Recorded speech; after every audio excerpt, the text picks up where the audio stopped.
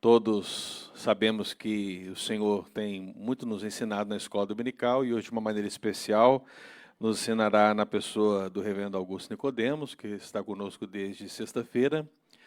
As crianças estão com as suas respectivas classes funcionando e você que está aqui, que é membro da igreja, você que foi convidado e está aqui, nós agradecemos a sua presença, nos sentimos felizes com ela e pedimos a Deus que dúvidas que temos acerca da palavra do Senhor possam ser sanadas. É claro que aqueles que estão nos acompanhando aqui presencialmente e online, todos vão ter oportunidade de compreender a visão da palavra do Senhor sobre diversas perguntas que foram feitas com antecedências. Nós colocamos o link nas redes sociais e todos tiveram a oportunidade de fazer suas perguntas. É claro que eu imagino que não dará tempo, como diz o nosso irmão diácono Fábio, os irmãos podem perceber que nós temos aqui uma quantidade razoável de perguntas, né? É claro que vai depender muito de cada uma delas, do tempo que cada uma delas será realizada, mas, independentemente de qualquer situação, todas as perguntas serão respondidas. Afinal, essa é a primeira vez que nós estamos aqui reunidos nesse momento de perguntas e respostas com o reverendo Augusto. Mas teremos outras oportunidades. Então, nós estamos formando um banco de dados, reverendo. Tá? Um banco de dados e organizando esse banco de dados a fim de que todas as dúvidas possam ser esclarecidas à luz da palavra de Deus. Amém, queridos? Então, nós não vamos ter nenhuma pergunta aqui ao vivo, todas as perguntas já foram feitas com antecedência, e dito isso, nós saudamos o reverendo Augusto Nicodemos, é um prazer tê-lo aqui, Deus abençoe. Você tem uma palavra inicial? Amém. Agradecer a oportunidade de estar aqui, dizer que é sempre um privilégio a gente começar a semana, que hoje é o primeiro dia da semana, né? Sempre um privilégio começar com os irmãos, cultuando a Deus, louvando a Deus, e tratando das coisas referentes ao reino dele. Inclusive, eu estou oferecendo a vocês um treat, né? Para cada pergunta eu darei uma resposta. Então, tá. Para algumas perguntas é possível que tenha até mais de uma, né? Mas hoje eu vou dar uma só, tá bem? Muito bem, então nós vamos começar, meus queridos, porque o nosso tempo avançou um pouquinho. Mas a primeira pergunta é a pergunta do nosso irmão William, aqui da igreja, William da cidade de Malden. Ele faz a seguinte pergunta: Pastor Gutos, o que seria o pecado para a morte que João se referiu em 1 João 5,16? Seria a doutrina ensinada pelos docetas ou gnósticos, ou seriam esses os nicolaítas de Apocalipse 2,6? Não é muito claro, mas a primeira opção é a melhor. O contexto da primeira carta de João é a intrusão de mestres gnósticos nas igrejas, negando a encarnação de Cristo. Eles são chamados de docéticos porque a palavra vem do verbo grego dokel, que significa parecer. Eles diziam que Cristo tinha uma aparência de corpo, mas não tinha um corpo real. Isso era por conta do dualismo do neoplatonismo, que era a filosofia que dominava na época, que dividia a realidade em dois andares. O andar de cima, que era o mundo das ideias de Platão, das coisas verdadeiras como são, e o andar de baixo, que era um reflexo imperfeito das ideias. Então, por exemplo, essa caneca aqui é um reflexo imperfeito da caneca ideal no mundo das ideias.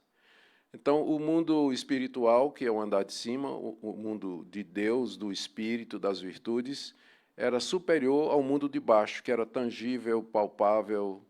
Então, eles não admitiam que Cristo, que era do andar de cima, passasse para o andar de baixo ao tomar um corpo humano.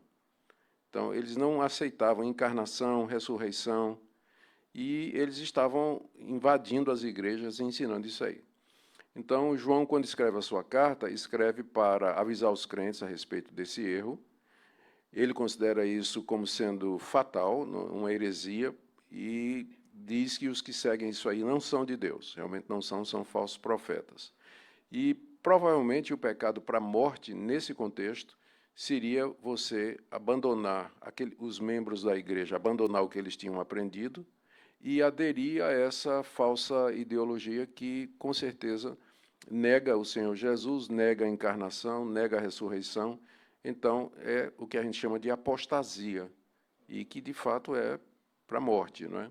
E que, se acontecer isso, João diz, nem ore por essa pessoa, porque quando ela faz isso, é sinal de que ela já está no caminho da perdição. Nesse caso, o senhor vê alguma ligação desse pecado para a morte com a blasfêmia com o Espírito Santo?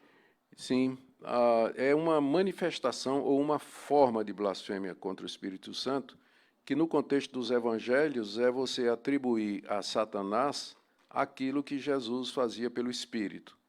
Jesus realizava sinais e prodígios pelo poder do Espírito Santo, e os fariseus, para dar uma explicação de onde vinha o poder de Jesus, já que eles também não admitiam que Jesus era de Deus, eles diziam que Jesus fazia aquilo pelo poder de Beelzebu, que era o chefe dos demônios.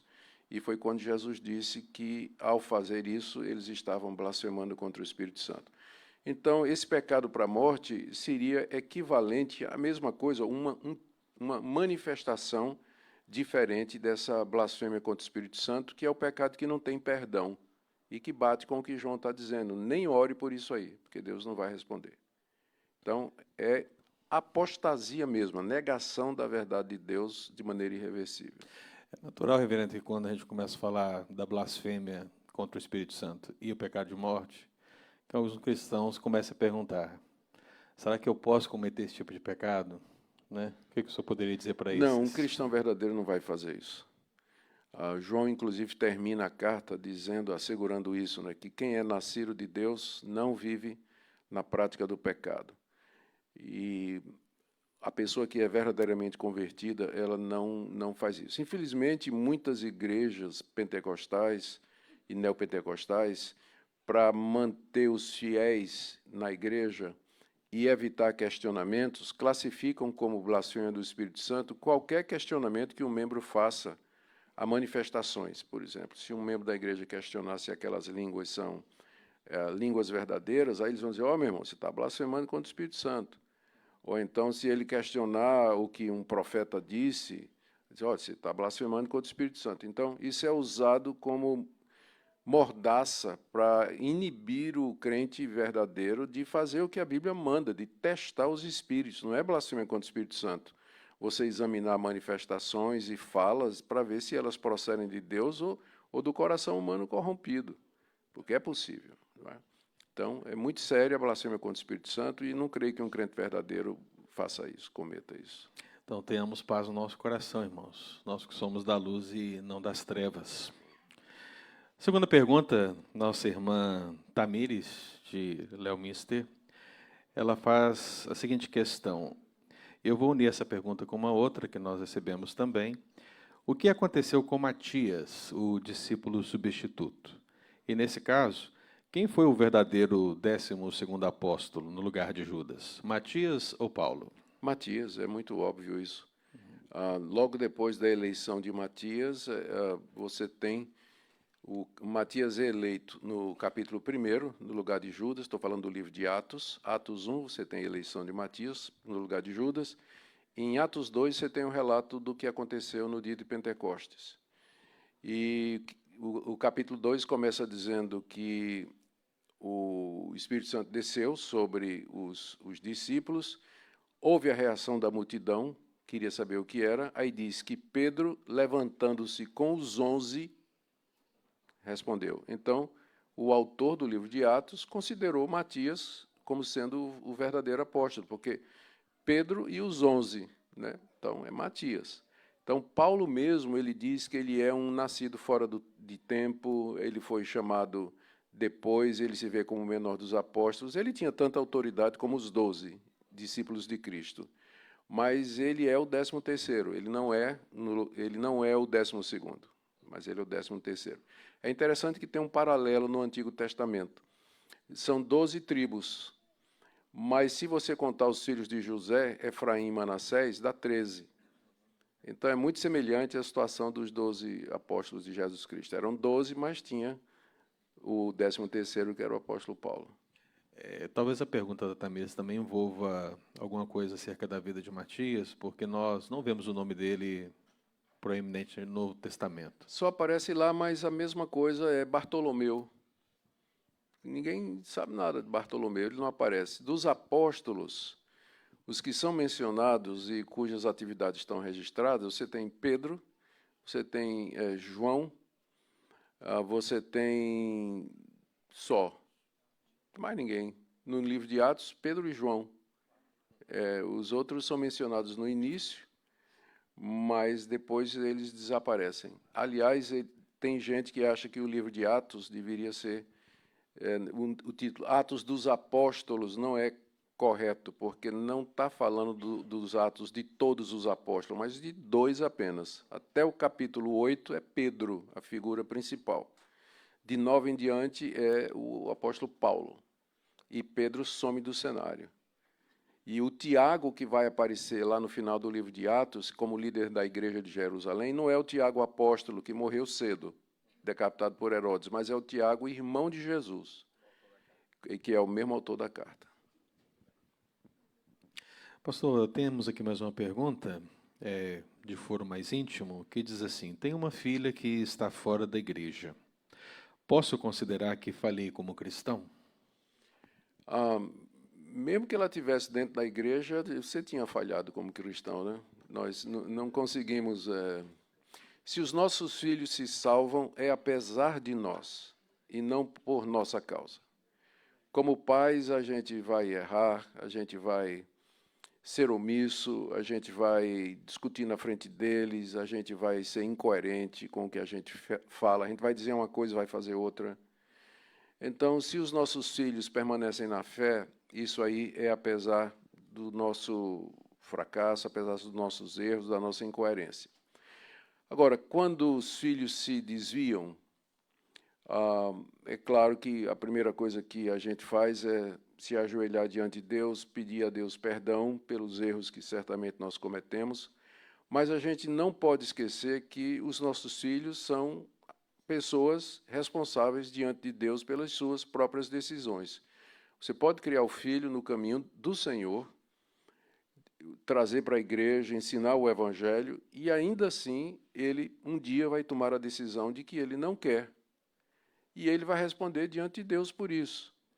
Então, os pais deveriam entregar os filhos nas mãos do Senhor, pedir perdão por qualquer eventual fracasso na criação dos filhos e descansar, porque não há o que fazer. A gente pode alcançar, no máximo, o ouvido do filho, mas o coração é o Espírito Santo. Eu não posso converter meu filho. Então, eu tenho que deixar nas mãos do Senhor. E a porta aberta para que tenha um bom relacionamento, né? Talvez a gente possa comentar, pastor, porque muitas dessas perguntas que carregam um teor de culpa sobrevêm do entendimento de alguns textos bíblicos, como no caso da conversão do carcereiro, quando se diz que no Senhor Jesus será salvo tu e tua casa. Então, versículos como esse nos dão muitas vezes a ideia de que a salvação ela é uma promessa de Deus para mim e para a minha casa. Como é que o senhor responderia a essa questão? Sim, eu diria que você vai encontrar na Bíblia as duas situações. Você vai encontrar na Bíblia, por um lado, passagens como essa, feita ao carcereiro, que promete a salvação para ele e para a sua casa. Você tem que lembrar o contexto e o mundo em que essa promessa foi feita. No Antigo Oriente, a religião do pai era a religião da família. Se o pai era judeu, toda a família era. A mulher estava incluída nisso, os filhos estavam incluídos nisso. Se ele mudasse de religião, a família toda mudava também. Então, nesse contexto corporativo, fazia sentido Pedro dizer no dia de Pentecostes: a promessa é para vocês e para os seus filhos, e o Paulo dizer para o carcereiro: crê no Senhor Jesus e serás salvo tu e tua casa. Isso descreve o que geralmente acontece quando o pai, quando o chefe de família, ele segue uma determinada religião, no caso o cristianismo, é muito provável que toda a família vai acompanhar isso no mundo do Antigo Oriente, onde essa ideia de família e de agrupamento era muito mais forte. Hoje, no mundo ocidental, onde prevalece o individualismo, não é? Então isso aí nem é uma coisa que a gente não vê muito acontecer.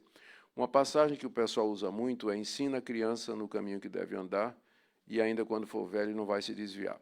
O livro de Provérbios não é um livro de promessas, mas é um livro que registra a observação dos sábios de Israel.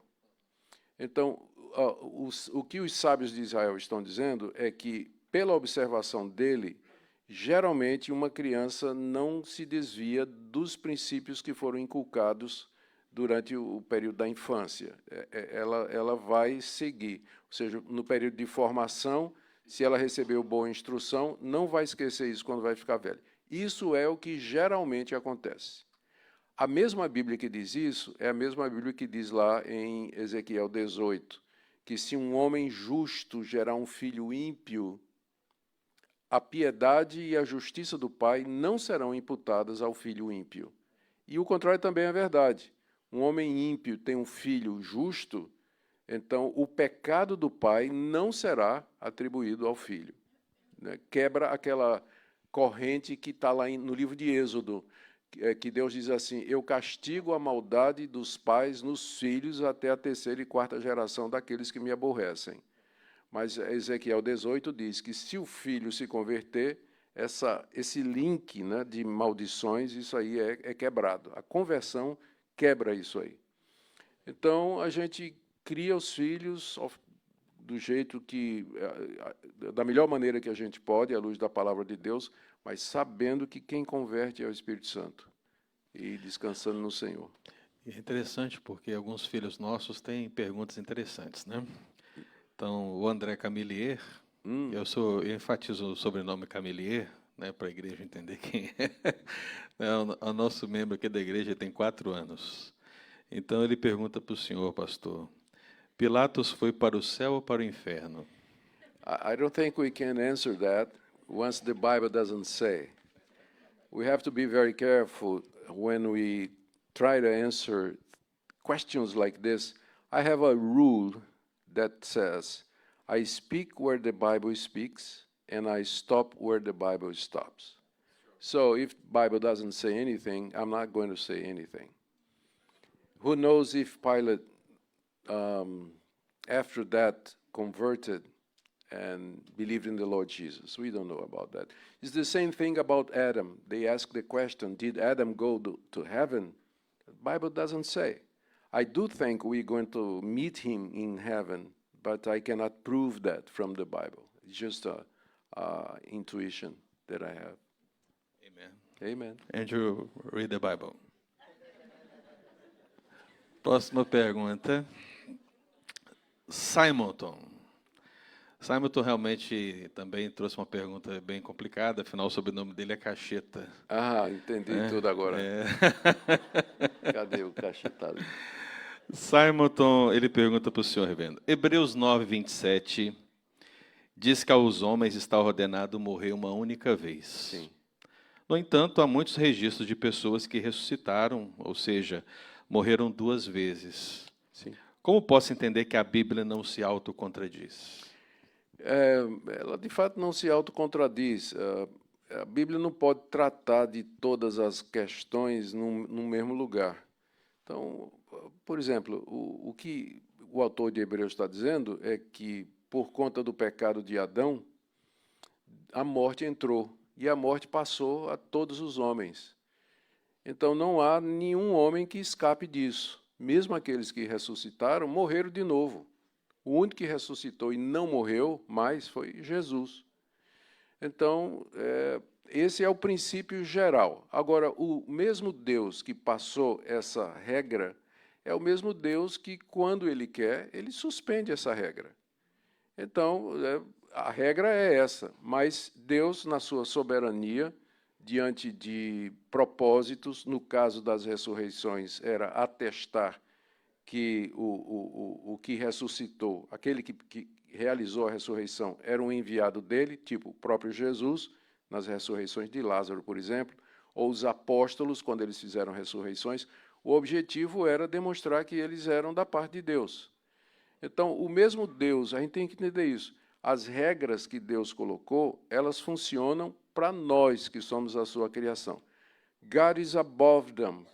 Então, Deus opera num nível em que ele não está sujeito às regras que ele próprio criou. Por isso, ele pode suspender a lei da gravidade, andar sobre as águas, ele pode transformar uma substância em outra, coisa que nós não conseguimos fazer. Mas o Deus soberano que passou a regra é o mesmo Deus que suspende essa regra quando ele entende que isso vai atender o seu propósito. Então, a regra geral é que a gente morre uma vez. Soberanamente, Deus, algumas vezes, quebrou essa regra. Mas quem é que vai questionar Deus, não é? Por isso. É verdade. Eu ia até teorizar alguma coisa com o senhor, mas aí eu fiquei com medo de ter a mesma resposta do André. Acho melhor não, né? Mas vamos avançar então, reverendo. Nós temos aqui mais uma pergunta. Ela diz assim: como balancear as responsabilidades de esposa, mãe, dona de casa e profissional? Essa é uma pergunta difícil, realmente, porque, em se tratando de uma questão prática, eu creio que cada caso é um caso. Vai depender do tipo de trabalho, porque tem trabalho que pode ser feito em casa, né? Tem trabalho que exige a presença da mulher, depende da quantidade de filhos e o quanto a casa demanda, depende da compreensão do marido, depende da necessidade financeira. Então, tem uma série de variáveis aí. Eu não creio que há uma receita única. Então, cada caso deveria ser visto, como é que a mulher pode equilibrar essas demandas que vêm, às vezes, sobre ela, não é? Eu diria que a regra geral é que a prioridade deve ser sempre o reino de Deus, como Jesus disse. Buscar em primeiro lugar o reino de Deus e a sua justiça, e as demais coisas serão acrescentadas. Em toda e qualquer situação, a mulher deve sempre perguntar de que maneira ela vai trazer mais glória para Deus, porque ela está debaixo dessa regra também. Nós somos criados para a glória de Deus. Quer comais, bebais ou façais outra coisa qualquer, fazei tudo para a glória de Deus. Então, ela deve perguntar, de que maneira eu posso glorificar mais a Deus na minha vida? E esse princípio deve orientar sobre a necessidade de ter um emprego, ou o tipo de atividade que ela vai desenvolver em casa. Tem a questão do homeschooling também, que algumas mulheres, que quando tem homeschooling, sobra para a esposa, né? Então, é uma coisa que ela tem que levar em consideração, se vale a pena. Então, cada caso é um caso e o princípio geral que guia é sempre o que é que vai trazer mais glória a Deus. Então, é isso aí. Mas não tem uma receita, não. Mas, essencialmente, reverendo, talvez muitas questões relacionadas a essa pergunta, que são várias questões dentro de uma mesma realidade, mas muitas mulheres, por causa do ensino da Escritura, frente a essas questões financeiras, Sim. principalmente, se perguntam se podem trabalhar ou não, se seria pecado a mulher trabalhar. Não. Eu acho que se ela tem condições de ajudar, ela foi criada para ser uma ajudadora do seu marido, né? E se ela tem condições de contribuir para o budget familiar, eu não vejo problema nisso. Eu vejo assim, quando ela vai fazer isso, movida por outras intenções, tipo assim, ganância, a cobiça, desejo de ter mais, desejo de ter independência no caso de um eventual divórcio, para não ficar dependendo do marido. Tem isso hoje em dia, já casam com contas separadas, e o marido não sabe quanto a mulher ganha, nem a mulher sabe quanto o marido ganha. Eles combinam que vão dividir as despesas da casa, porque estão pensando já na facilidade que isso vai ser quando houver o divórcio. Então, já casa pensando no divórcio e se preparando para isso. Então, eu acho que isso aí, naturalmente, está tudo errado. Eu acho que tem que ser uma conta só, que o marido e a mulher têm que ter acesso às finanças, têm que ser transparentes nessa área. E, quando diz serão os dois uma só carne, quer dizer também serão os dois uma só conta, né? Compartilhar, inclusive, a vida mas com financeira. cartão limitado, né, reverendo? Sim. Cartão limitado. Se a mulher é gastona, sim. Ai, ai. Não que isso aconteça lá em casa, viu, reverendo? Eu estou fazendo perguntas, queridos. Está aqui em algum lugar. Mas veja então, pastor, nós temos aqui agora uma pergunta do Cineide Malden. Ele diz assim, por que a Igreja Presbiteriana, no caso a IPB, considera a Congregação Cristã do Brasil uma seita? Tem algumas características de grupos religiosos que enquadram esses grupos como seita, e que isso é mais ou menos aceito pelas igrejas históricas, não é só a presbiteriana, não. A Igreja Presbiteriana do Brasil, das igrejas históricas, ela foi a que teve coragem de dizer publicamente, através de uma decisão do seu Supremo Concílio, que a Congregação Cristã do Brasil era uma seita. Isso aconteceu no último Supremo Concílio. Mas os sinais de uma seita são, primeiro, outra fonte de autoridade que não seja a Escritura. Então, você vê, os Mormons têm o livro de Mórmon, Testemunho de Jeová tem os escritos do Miller, do Joseph Smith, perdão. Não, Smith é os Mormons, exatamente. Depois tem a Testemunha de Jeová, que tem também suas fontes de autoridade. O Adventismo, na sua forma mais radical, tem que lembrar que o Adventismo ele é multifacetado, não é? Ele não é homogêneo. Então, você tem uma ala mais evangélica dentro dos adventistas e tem aquela ala mais radical que segue Ellen White. E tem os escritos de Ellen White como sendo base para as decisões. Igrejas como a Congregação Cristã do Brasil e outras, elas têm a revelação direta da parte de Deus como fonte de autoridade, a ponto de se sobrepor à Bíblia. Então, em vez de serem guiados pelo que a palavra escrita diz, eles esperam revelações diretas da parte de Deus através de sonhos, visões, ou a voz de Deus, ou a aparição de anjos, para poder tomar decisões ou estabelecer doutrinas. Então, muitas das práticas da CCB e de outros grupos similares, como a Maranata, por exemplo, é baseado não na Escritura, mas é baseado nessas visões, revelações e assim por diante. Então, o primeiro sinal da seita é outra fonte de autoridade. Igreja Católica, por exemplo, não tem só a Bíblia como regra de fé e prática, tem a tradição e o magistério, que é o colegiado de bispos que tomam decisões e são encabeçados pelo Papa, que é considerado infalível quando ele fala ex cathedra, fala de ofício, né? Então, é uma seita para nós também, o catolicismo é uma seita, porque tem outra fonte de autoridade que não é a Bíblia. A segunda coisa é que, de alguma forma, esse grupo diminui a pessoa e a obra de Cristo. Então, o legalismo, a CCB domina usos e costumes, o tamanho do cabelo, o tipo de roupa, o que é que o crente pode ver e pode não ver. Então, isso é característico de seita, esse domínio, controle da vida pessoal, individual dos membros da igreja, né? E geralmente através de ameaças. Se você deixar, você vai ser amaldiçoado, você vai morrer, vai ter castigado e assim por diante. Então, a CCB tem isso também e várias outras igrejas, da mesma forma. Uma outra característica é o exclusivismo, é dizer que fora da CCB não há salvação. No estatuto da CCB, está dizendo que a obra de Deus no Brasil começou em 1910, quando Luiz Franciscon veio ao Brasil e iniciou o trabalho lá no interior de São Paulo. Então, antes de 1910, não tinha o reino de Deus aqui?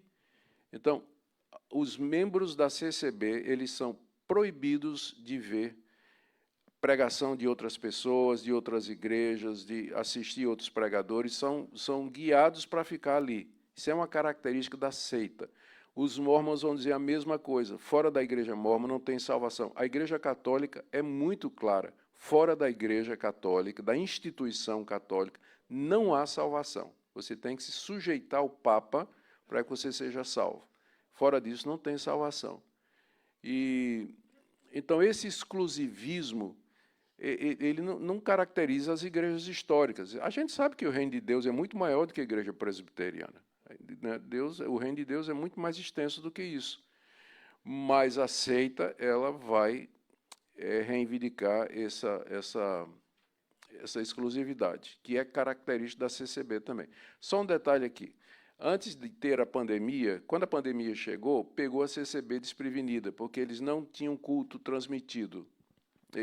Nada era transmitido. Tudo era presencial, oral, era na hora ali, não tinha nada.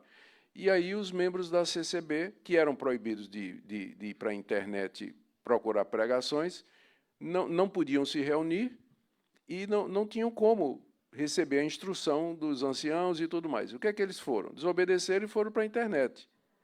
Né? E aí o resultado a gente está vendo. Né?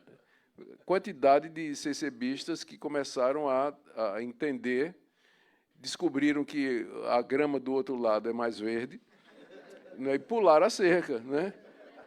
E pularam a cerca. Mas foi por conta da pandemia. E tem uma leva enorme de gente saindo da CCB. Enorme, enorme mesmo. Que Deus continue trazendo pessoas para a verdade, em nome de Jesus. Pastor, nós temos uma próxima pergunta da Maria Araújo. Ela pergunta: segundo ouvi recentemente, a cruz não seria um símbolo de Jesus Cristo. Isso seria verdade ou falso? Mais uma vez a gente volta para a história e para a Bíblia, né, e pergunta o que é que a Bíblia nos diria em termos disso. Eu não creio que haja qualquer recomendação bíblica de que nós tenhamos um símbolo do cristianismo. A única coisa material, visível, palpável que a Bíblia nos deixou, em termos religiosos de identificação, é a água do batismo, o pão e o vinho, o cálice. Fora esses três elementos, a gente não tem mais nada que físico que expresse o que a gente crê. A cruz, por um lado, ela poderia ser usada, porque Paulo fala assim, não me glorio em nada a não ser na cruz de Cristo. Então, a gente pode pegar isso aí e dizer, olha, é um bom versículo para embasar o uso da cruz, do crucifixo e tudo mais. Mas, por outro lado, a cruz é também visto como objeto de vergonha e de horror, porque nele, na cruz, o meu Salvador morreu. Então, por que eu usaria o símbolo daquilo que é um momento de horror e dor para o meu Salvador? A pessoa pode perguntar também. Agora, o primeiro símbolo que a gente tem ideia que foi usado pelos cristãos não foi somente ou propriamente a cruz, mas o peixe. E aí o pessoal não sabe por quê. Por que é que o peixe era o símbolo do cristão? É porque peixe, em grego, é irthis. E cada uma dessas letras faz um anagrama, não, como é o nome? Um acróstico. Jesus Christus Huios Theou Soter. Em grego, Jesus Cristo, Filho de Deus Salvador. Então, as primeiras letras desse acróstico dá a palavra peixe em grego. Por isso que os cristãos nas catacumbas marcavam os locais. Eu tive a oportunidade de visitar as catacumbas de Roma, e a gente vê em vários lugares a marca do peixe, que era onde os cristãos identificavam um local de encontro e tudo mais. E o peixe é usado exatamente por isso, que as letras falam de Jesus. É por isso que a União Presbiteriana de Homens da IPB ela tem o peixe, ela né? tem o peixinho, né? E a União de Homens aqui da nossa igreja pegou o peixe de lá e trouxe para cá também. Pois e agora fica explicado Está explicado a origem do peixe. Agora, se algumas igrejas têm a cruz, a minha igreja lá em Recife tem uma cruz muito bonita. Ainda bem que o senhor não falou mal, reverendo. Não. Tem uma aqui, né? Então, tem uma aqui, ó. Nós temos a próxima pergunta, reverendo. Gustavo Abreu, de Buenos Aires. O nome Abreu é porque é irmão do nosso irmão diácono Guilherme, né? Então, lá da Argentina veio essa pergunta. Eu vou unir com uma segunda pergunta, que está no mesmo contexto, que diz assim: Febe era diaconisa? Em Romanos 16:1, algumas versões, como a linguagem de hoje, traduzem diaconisa. A segunda pergunta diz: Paulo, no grego de 1 Timóteo 3:11, refere-se à esposa dos diáconos ou diaconisas? Se for uma referência às esposas dos diáconos, por que Paulo não listou requisito para as mulheres dos presbíteros? Elas não seriam de igual importância? Essa pergunta é do Lucas de Salgos. Aí eu vou tentar responder as duas, mas aí, como eu geralmente fico empolgado, eu posso esquecer a número 2. Tá, então, quando eu me lembro isso aí. Então, vou começar com a questão de Febe. Literalmente, lá em Romanos 16:1, Paulo está dizendo, recomendo a irmã Febe, que está servindo. O verbo lá é o verbo diaconel, que significa servir, ministrar. E de onde vem a nossa palavra diácono? O diácono é alguém que ministra, é alguém que serve. Então, alguns entendem que quando Paulo diz assim, Febe está servindo, e o verbo é diaconel, na igreja de Cencreia, estava se referindo ao ofício dela, que ela era uma diaconisa. Agora, milita contra essa interpretação o fato de que, no contexto imediato, o mesmo verbo é usado para se referir a Cristo. Cristo é ministro da circuncisão, Cristo é diácono da circuncisão. É o mesmo verbo que é usado. E o apóstolo Paulo, que diz que ele está indo, no contexto, ele está dizendo que ele está indo para Jerusalém ministrar aos santos, levando aquela oferta. E o verbo lá também é diaconel. Nós não iríamos tão longe. Veja a inconsistência. Uma regra boa de interpretação é que você seja coerente ao entender que quando um autor usa um verbo, e vários verbos com o mesmo, no contexto imediato, eles devem ter o mesmo sentido, né? Paulo não faria sentido ele usar o diaconel para uma coisa e para outra, num contexto tão próximo como você tem ali nos capítulos 15 e 16. Então, para seguir a lógica do pessoal da Nova Tradução na Linguagem de hoje, que traduziu está servindo como diaconisa, você teria que dizer que Jesus era diácono da circuncisão e que Paulo estava agindo como um diácono ao levar a oferta para Jerusalém. Só que ninguém traduz assim, nem eles. Eles traduzem está ministrando ou está servindo. Então, por que é que Febe tinha o ofício e Paulo e Jesus não tinham o ofício, se o mesmo verbo é usado para os três? Então, a lógica exige que a tradução melhor é Febe, que está servindo, não oficialmente, não em termos de ofício, a igreja de Cencreia. Essa é a lógica da interpretação, e não dizer que ela era diaconisa. E no caso do raciocínio de Paulo, quando ele escreve para Timóteo, fala dos presbíteros, Sim. Fala dos diáconos, dá aquela quebrada, fala das mulheres e retorna. Isso é um puzzle, né? Que tem sido resolvido de algumas maneiras. Primeiro, que Paulo está falando das mulheres dos presbíteros. Aliás, que Paulo está falando das mulheres dos diáconos, né? Aí, contra isso, milita o fato de que a pergunta, então, por que ele não fala da mulher do presbítero, né? A outra coisa é que Paulo ali está fazendo o que a gente chama de um anacoluto. Paulo vem falando, isso acontece muito em Paulo. Ele vem falando de um assunto, de repente ele se lembra de alguma coisa, dá uma desviada para falar desse outro assunto, trata daquele assunto e volta ao assunto anterior. Como uma espécie de um atalho, um parênteses, né? E ele faz isso e, às vezes, até ele nem volta. Ele está falando uma coisa, lembra de outra, e vai naquela direção e esquece de terminar o pensamento anterior, né? Então, quando ele faz isso, eu odeio quando ele faz isso, porque a gente vai ter que ler, reler para ver o que é que ele quer dizer, né? Tem um exemplo claro disso em Romanos 5, mas eu vou deixar para outra vez, que leva tempo para explicar.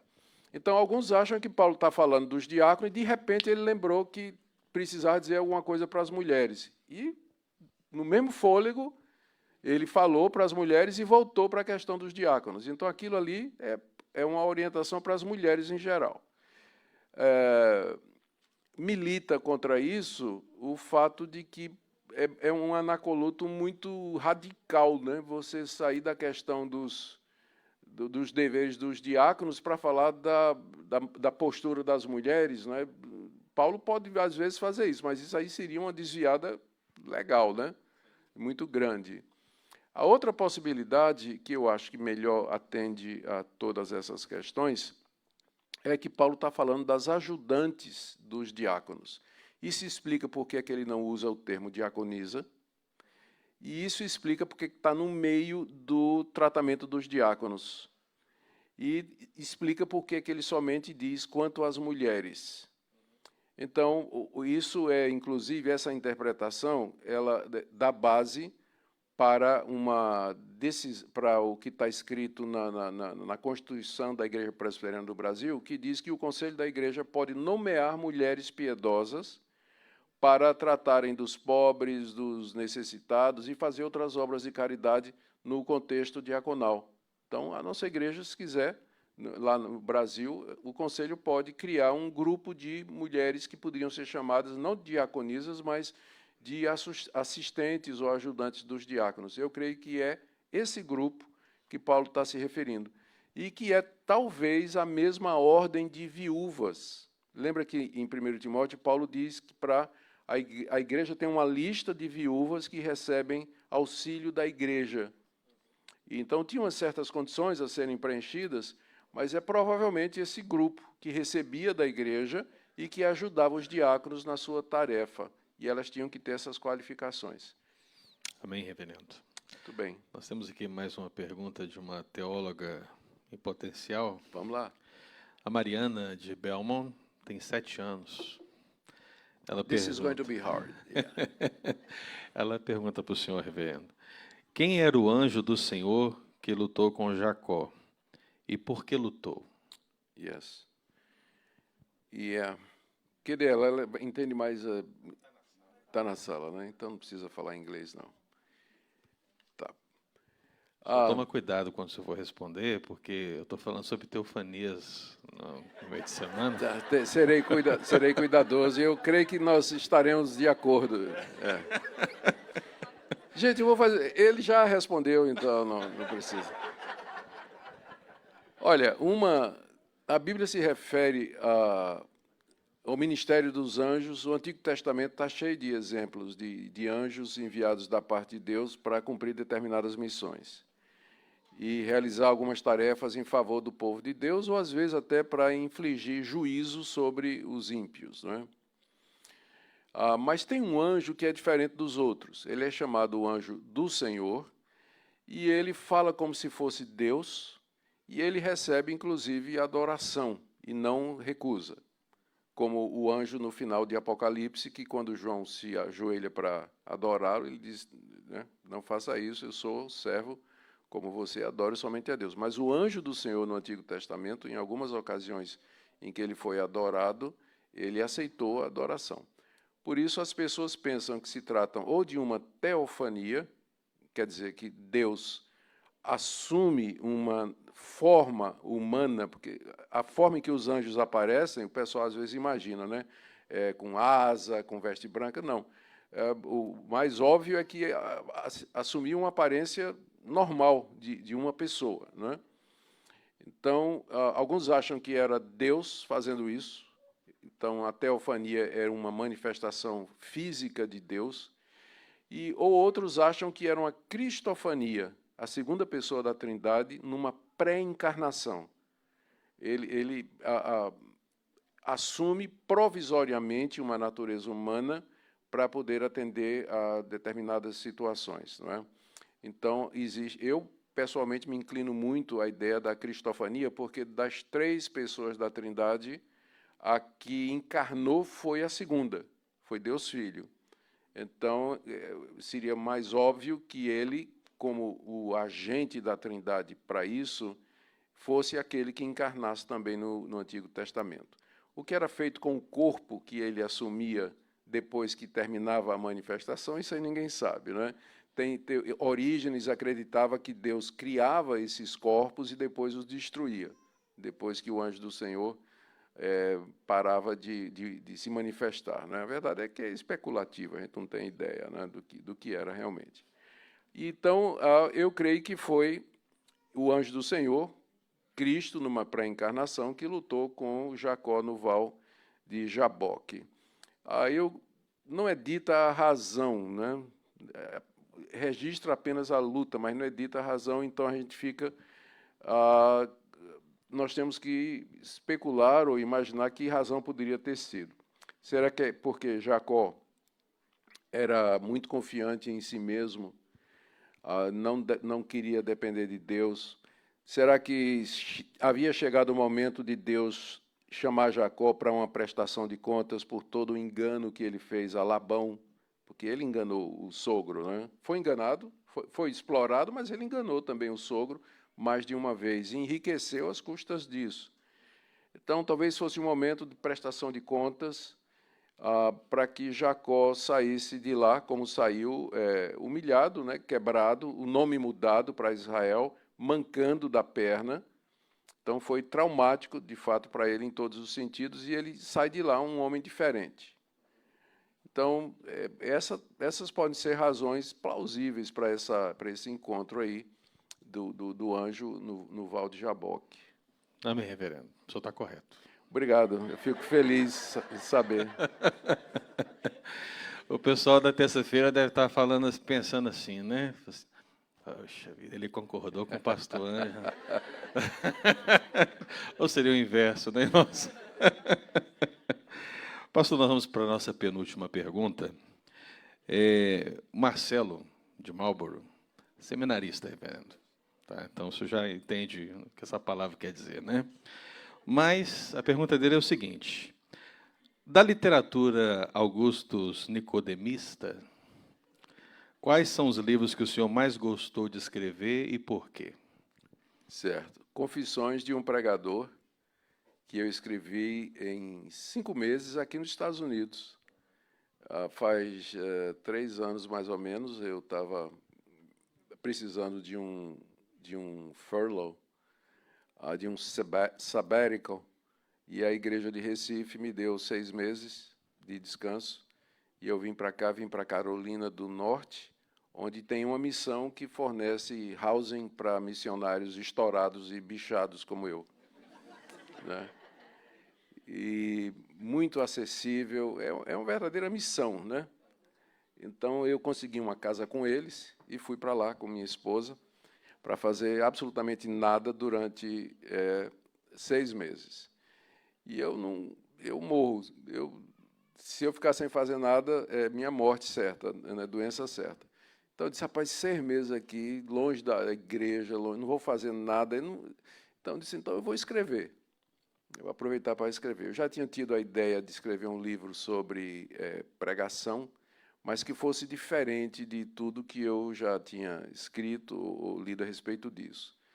E aí sentei, esbocei, e em 5 meses o livro estava pronto. Mas eu trabalhei nele de manhã, de tarde e de noite, né, trabalhando. O livro ele fala das grandes questões relacionadas com a pregação a partir da minha própria experiência. Eu não consultei absolutamente livro nenhum. Fiz questão de não citar livro nenhum, mas tirando da minha experiência de 40 anos de pregador. Então, fui escrevendo, saiu um livro legal. Só não gostei da capa, que tem meu retrato, né? Mas foi exigência da Mundo Cristão. O bom é o prefácio, né, reverendo? Como é? O prefácio. Confissões de um Sogro. Confissões de um Sogro, sim. O meu sogro fez o prefácio, que ele chamou de Confissões de um Sogro. É verdade. É um bom livro, com eu certeza. gostei de escrever esse livro. O senhor indica para o seminarista? Indico, pode ler. Vai fazer bem para ele. Está ali, ó. Já tenho. Você vai gostar. Pode trazer que eu assino também. Pastor, nós vamos fazer a nossa última pergunta, porque o nosso tempo está terminando. Como disse para os queridos, nós fomos até a pergunta 13 de 50, mas nós teremos muitas oportunidades ainda. Então, vamos manter o link aberto, as perguntas vão chegando, e toda vez que o reverendo Augusto estiver aqui, nós vamos ter esse momento, tá bom? Mas essa última pergunta serão 8 perguntas em uma só, né? Mas vão ser rápidas, porque eu falo uma frase para o senhor, e o senhor pensa rapidinho e responde com 1 ou 2 palavras, né? Um comentário bíblico preferido? É o New Bible Commentary, que o editor é o Carson, D.A. Carson. Ele é muito bom, atual, bíblico e reformado. Eu gosto. New Bible Commentary. New Bible Commentary. Um pastor estimado. Pastor estimado. Meu sogro, reverendo Francisco Leonardo, 95 anos. Ainda pregando. Essa é a mais difícil até agora, reverendo. Pense bem no que o senhor vai dizer, pastor. Por favor, pense bem. Um time de futebol.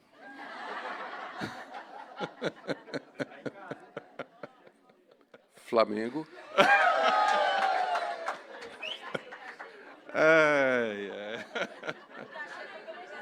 Eu achei bem política essa resposta.